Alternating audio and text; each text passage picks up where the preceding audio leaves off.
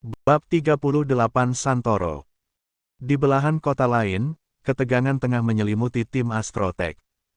Layar-layar monitor raksasa terpampang megah di ruang kendali utama gedung Astro, menampilkan peta digital dengan kerumitan tingkat tinggi.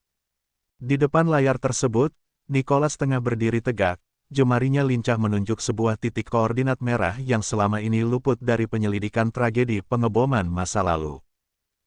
Ini adalah tempat terakhir si pelaku bom bunuh diri singgah sebelum melancarkan aksinya, jelasnya dengan suara berat dan dingin.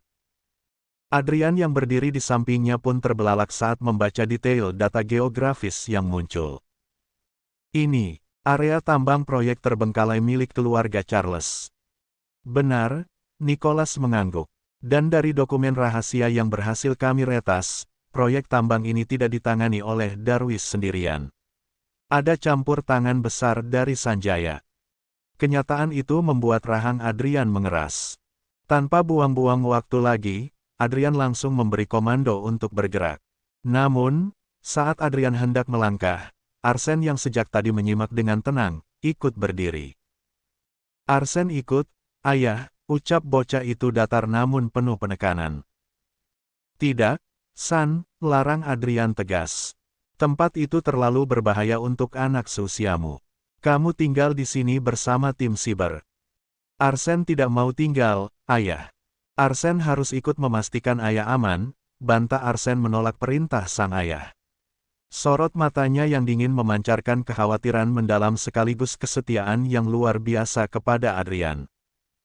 Melihat kegigihan bocah itu, Nicholas yang berdiri di dekat mereka sempat tersentak kagum. Dalam hati ia membatin betapa beruntungnya Adrian memiliki putra sekecil Arsen yang begitu menyayangi dan protektif pada ayahnya. Sangat berbeda dengan putra-putranya sendiri yang nakalnya minta ampun.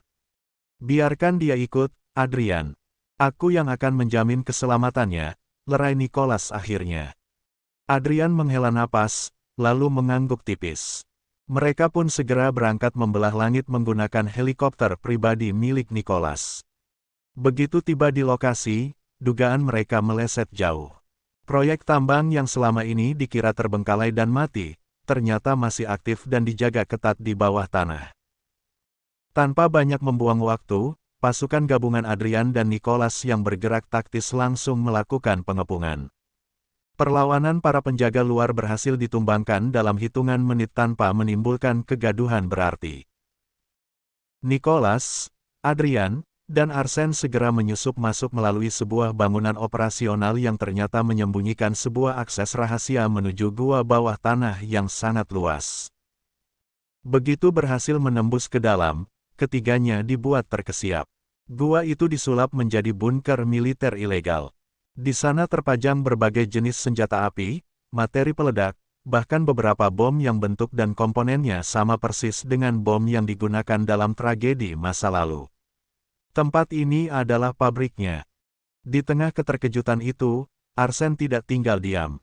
Ia segera menghampiri salah satu komputer utama yang terhubung dengan jaringan bunker. Jemari mungilnya bergerak secepat kilat, mengetikkan barisan kode rumit di atas keyboard. Bip, bip, bip. Seketika, layar-layar monitor yang mati langsung menyala serentak, menampilkan berkas-berkas rahasia tingkat tinggi. Mata Adrian dan Nicholas terpaku pada sebuah skema rencana yang tersusun sedemikian rupa sejak belasan tahun lalu. Rencana pembunuhan orang tua Elena, bisik Adrian dengan suara bergetar menahan amarah. Dari data itu terungkap fakta mengejutkan. Sejak awal, Sanjaya lah yang menargetkan orang tua Elena untuk disingkirkan demi mendapatkan tambang itu dan dengan sengaja menjadikan keluarga Winston sebagai kambing hitam untuk mengadu domba mereka. Namun, ada satu hal yang terasa janggal bagi Adrian. Sanjaya sudah meninggal sebelum tragedi pengeboman itu terjadi. Lalu siapa yang menggerakkan rencana ini? Arsen menekan satu tombol terakhir, menampilkan sebuah file enkripsi yang berhasil ia jebol. Orang ini yang melanjutkannya, ucap Arsen datar. Di layar, terpampang foto seorang pria parubaya berwajah culas. Ia adalah Santoro, paman Kelvin yang dikenal sebagai pengusaha nikel kelas kakap yang licik. Nicholas lagi-lagi dibuat takjub bukan main melihat kemampuan siber Arsen yang luar biasa di usianya yang masih sangat belia. Bocah jenius itu baru saja membuka file rencana terbaru yang bahkan belum sempat dieksekusi sepenuhnya. Adrian mengepal tangannya kuat-kuat. Amarahnya mendidih di puncak kepala saat matanya membaca data transaksi rahasia di layar, yang melibatkan penyelundupan obat-obat terlarang berskala internasional dan perdagangan senjata ilegal. Aksi gila Santoro ini jelas menjadi ancaman nyata yang sangat besar. Brak! Pintu ruang kendali bunker terbuka kasar. Willy, orang kepercayaan Adrian, berlari masuk dengan wajah pias dan napas memburu. Pak Bos, gawat, kami baru mendapat laporan bahwa Tuan Aaron dan Nona Bianca diculik dari kediaman mereka. Dan saat ini, istri Anda tengah bergerak ke sana untuk menolong mereka. Apa? Adrian berseru murka, sorot matanya menajam, dipenuhi kilat kepanikan sekaligus kemarahan yang membakar. Siapkan pasukan penuh dan tim Astro sekarang juga. Kita temukan mereka sebelum bajingan-bajingan itu menyentuh istriku dan putriku. Di sisi lain kota, sebuah pemandangan mengerikan menyambut kedatangan Elena. Begitu mobil yang dibawanya tiba di halaman rumah sang kakek, jantung Elena serasa berhenti berdetak. Kobaran api merah menyala tampak membubung tinggi, menghanguskan sebagian besar bangunan rumah tua milik kakek Aaron. Suasana begitu kacau. Beberapa penjaga rumah tampak tergeletak bersimbah darah penuh luka di atas rerumputan. Elena langsung berlari turun dari mobil dengan mengabaikan rasa nyeri di kakinya, diikuti oleh Mama Astrid dan Archie yang menjerit ketakutan. Biina. Elena histeris saat melihat pengasuh itu terduduk lemas di dekat gerbang. Di sebelah Biina, tergeletak sebuah lukisan besar mendiang orang tuanya yang sempat diselamatkan dari lahapan api. Biina menangis histeris dengan tubuh gemetar hebat. Non Elena, tolong, Non. Tadi ada sekelompok orang bersenjata tidak dikenal menyerang rumah secara mendadak. Mereka menghancurkan semuanya, dan membawa Non Bianca serta Tuan Aaron pergi. Isak Biina dengan suara parau. Mereka menyebut nama Tuan Santoro sebagai bos mereka.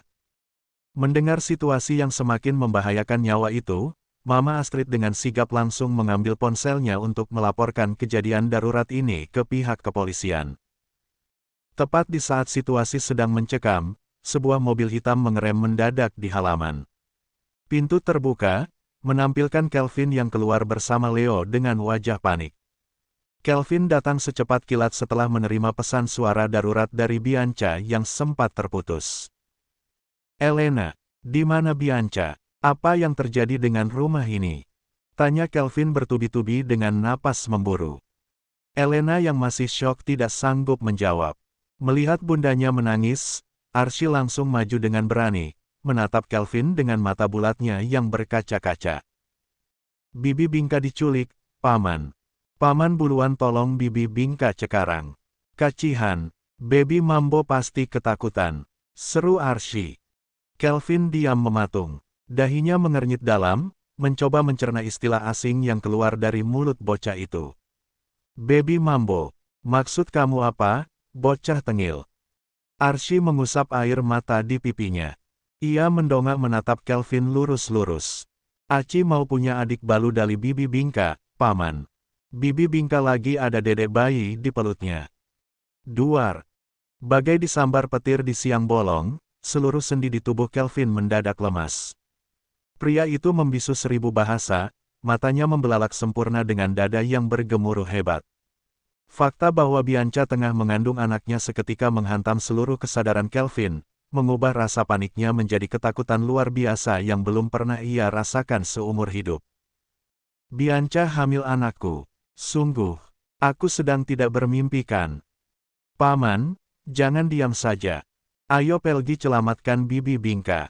Pinta Archie merengek sambil menarik-narik ujung celana Kelvin. Iya, sabar. Jangan ditarik terus, bisa lepas ini celanaku, desis Kelvin seraya menepis lembut tangan bocah itu, lalu beralih menatap Elena. Kau tahu siapa yang membawa mereka? Tuan Santoro, sahut Astrid cepat. Santoro, Kelvin tersentak. Nama itu terdengar begitu familiar di telinganya. Papa, apa itu kakek Santo? Tebak Leo sambil mendongak menatap ayahnya. Calvin mengangguk pelan. Sepertinya itu pamanku. Tapi, mengapa dia melakukan ini? Calvin dirundung kebingungan. Setahunya, hubungan antara keluarga Charles dan Santoro selama ini baik-baik saja. Itu dulu. Namun, sejak Aaron kembali dari luar kota beberapa waktu lalu, kerja sama bisnis mereka mulai berantakan. Aaron secara sepihak memutus kontrak, membuat Santoro merasa dikhianati. Kekecewaan pria itu kian memuncak saat melihat keluarga Charles dan Winston kini justru kembali akur.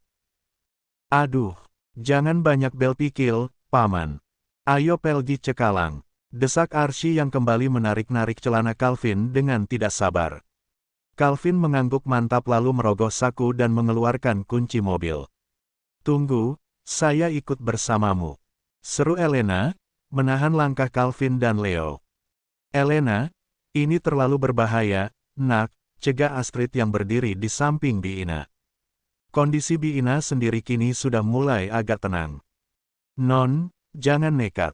Serahkan saja masalah ini pada polisi, sambung Biina memohon dengan tatapan cemas. Tidak bisa, Ma, Bi. Aku harus menolong mereka. Kak Bianca sendiri yang meminta bantuan padaku. Aku tidak mungkin tinggal diam di sini. Sekarang, Mama bawa Biina ke rumah sakit dan tunggu kabar dariku, jelas Elena tegas, mencoba memberikan pengertian. Bunda, Aci juga mau ikut, rengek Archie dengan mata berkaca-kaca. Tidak boleh, sayang. Di sana sangat berbahaya, tolak Elena lembut namun penuh penekanan. Tapi, Archie menunduk, meloloskan desah lirih yang menyedihkan. Bawa saja dia. Aku yang akan menjamin keselamatan kalian, sela Calvin, membuat gurat kesedihan di wajah Archie seketika sirna digantikan senyuman. Terima kasih, ucap Elena lega. Ia segera menggendong Archie dan melangkah cepat menuju mobil Calvin. Dengan berat hati, Astrid terpaksa melepas menantu dan cucunya, kemudian bergegas membawa Biina yang terluka ke rumah sakit. Brak! Lepaskan aku, brengsek. Bajingan. Beraninya cuma sama perempuan. Dasar preman-preman keparaat. Bianca terus berteriak histeris, berontak sekuat tenaga demi melonggarkan tali yang membelenggu kedua tangannya. Ia disekap di atas sebuah kursi di dalam ruangan yang sunyi dan pengap. Di sudut lain ruangan, Aaron juga duduk terikat di kursi. Ia kini berhadapan langsung dengan Santoro. Sama sekali tidak ada kilat ketakutan di mata Aaron. Ketenangan pria tua itu justru membuat Santoro, pria berwajah sangar dengan tato dan bekas luka goresan di pipi kanannya, mulai merasa muak. Aaron, aku sudah pernah memperingatkanmu agar tidak mempercayai Winston. Tapi mengapa kau malah membiarkan putrimu kembali menikahi putra Rendra? Kau telah melanggar perjanjian kerja sama kita. Apa kau menyadarinya? Tanya Santoro sambil bersandar di kursi kebesarannya. Sorot matanya menghujam tajam, mencoba mengintimidasi Aaron yang tetap bergeming. Aku tahu, karena itulah aku membiarkannya terjadi, sahut Aaron akhirnya, bersuara dengan nada dingin. Santoro tertawa renyah, tawa yang terdengar mengejek. Aaron, kau tahu persis Winston yang menyebabkan anak dan menantumu tewas. Dan sekarang kau malah kembali menjalin hubungan dengan mereka. Apa kematian anak dan menantumu belum cukup menjadi bukti kekejaman Winston? Atau, kau ingin tragedi berdarah itu menimpa cucu-cucumu juga? Ancam Santoro. Suaranya memberat, penuh penegasan yang mengintimidasi. Tawa pongah Santoro seketika lenyap begitu Aaron menyahut dengan tenang. Aku tidak percaya mereka pelakunya. Apa maksudmu? Tanya Santoro, mulai tersulut emosi. Aku sudah tahu kebenaran yang sesungguhnya. Kejadiannya tidak seperti skenario yang kau susun. Semua itu hanya fitnah. Ledakan itu tidak pernah direncanakan oleh Winston, melainkan sabotase dari pihak lain. Dan aku percaya, Adrian akan segera menyeret pelaku aslinya, pungkas Aaron tanpa ekspresi, suaranya datar namun menusuk. Santoro berdecak kesal. Ia memberi isyarat dengan lambaian tangan agar anak buahnya melepaskan ikatan di tubuh Aaron. Setelah itu, Pria bertato tersebut melemparkan selembar dokumen kontrak kerja sama ke hadapan Aaron. Tanda tangani surat itu atas pengkhianatanmu ini. Lakukan jika kau memang masih menyayangi nyawa cucumu, Aaron, desis Santoro kejam. Aaron terdiam menatap lembaran kertas itu. Ia tahu benar, begitu goresan penanya membubuhi kertas tersebut, seluruh kekayaannya akan jatuh ke tangan pria bajingan di depannya. Namun, mengingat dirinya sudah terlalu banyak menyusahkan sang cucu selama ini, Aaron memantapkan hati. Ia rela kehilangan seluruh hartanya demi keselamatan cucunya. Akan tetapi, tepat saat Aaron hendak meraih pena, pintu ruangan diketuk kasar. Seorang anak buah Santoro masuk dengan napas terengah-engah, melaporkan kabar darurat mengenai aset tambang mereka yang baru saja dikuasai oleh pihak Winston. Apa? Santoro langsung bangkit hingga kursinya terdorong ke belakang. Tanpa memedulikan Aaron lagi, ia bergegas keluar ruangan untuk memeriksa rekaman video yang dikirimkan oleh pasukannya di lapangan. Bersambung.